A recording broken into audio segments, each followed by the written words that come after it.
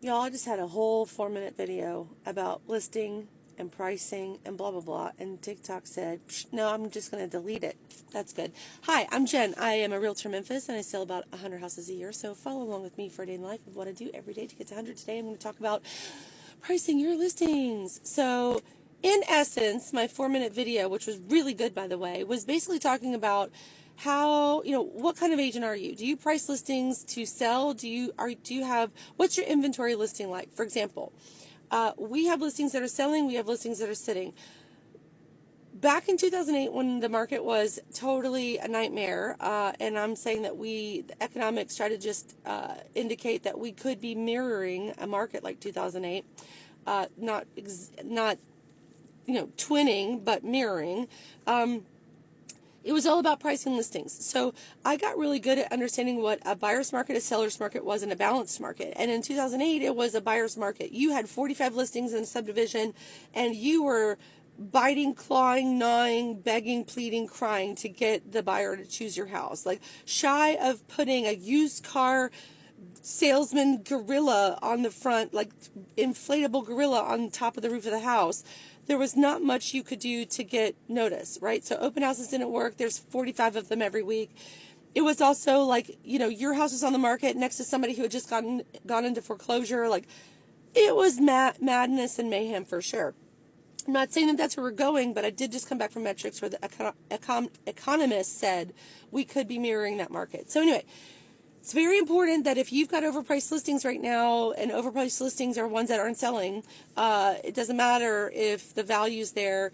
3 months ago, the data is outdated, right? So when I am going on a listing appointment today, I am talking to the sellers about the delta between the original list price and the list price that had to exist in order for the seller to have an offer, right? So that delta is a real delta.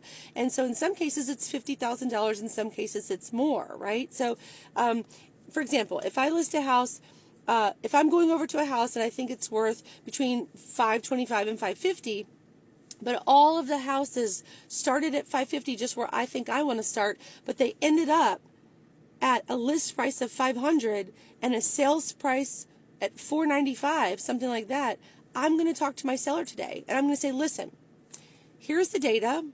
And it was probably a balanced, maybe partially seller's market back then when they sold. We are not in that market anymore. In 30 days, it's changed like that, right? So we are in a buyer's market, which means we have very limited control over the terms, conditions, choices, whatever that the buyer has, because they have lots of inventory to choose from. We're not the prettiest, shiniest, flashiest, best price, coolest thing on the planet anymore. And you also got a lot of equity through inflation that you still have. So let's be honest there. Secondly, let's work to get the house sold. So you have a choice, Mr. and Mrs. Seller. You can list the house at market value like everybody else did and eventually come down to $495 in 6 months. Or you can say, I don't really want to do that. I want to beat that delta and I want to just go on it. I can't do 500 because that's a little bit of a stretch, but let me at least get to 525. But I understand what you're saying, realtor. And so let me just dip my toe in the 525 water for just a minute, because here's what I want to tell you. If you've got a listing on June 17th, which is today, when is your closing date for the buyer when the buyer does show up? If the contract comes through this week, then you're looking at right before school starts. In Tennessee, school starts like the first and second week of August. So you are in a time crunch to capitalize on the people that are still looking for a house prior to getting into school, prior to school starting. So you've got like 2 weeks. So my challenge to you is, if you've got listings that aren't selling, you're probably going to lose them anyway. The sellers are probably frustrated. You're probably frustrated. You're like, I don't know what the hell else to do. I've done everything I can. There's no extra magic tricks in my hat. The only way to compensate for that is to have the direct conversation.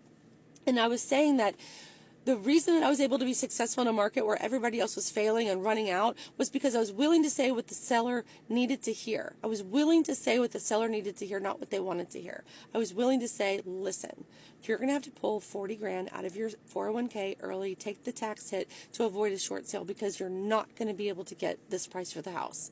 There's nothing special about your house. It's circa 2005. This was 2008. It's circa 2005. It's circa 1999. Like, your roof is 20 years old. Like, let's be real. Do you want to move? And so those are the conversations that I encourage you to have. Do you want to move? Because if so, this is where it needs to be priced. And I'm just telling you, Memphis, and I think everywhere else, if it's priced right, it sells. And if it's priced wrong, it sits. So, hope this helps. Have a great day.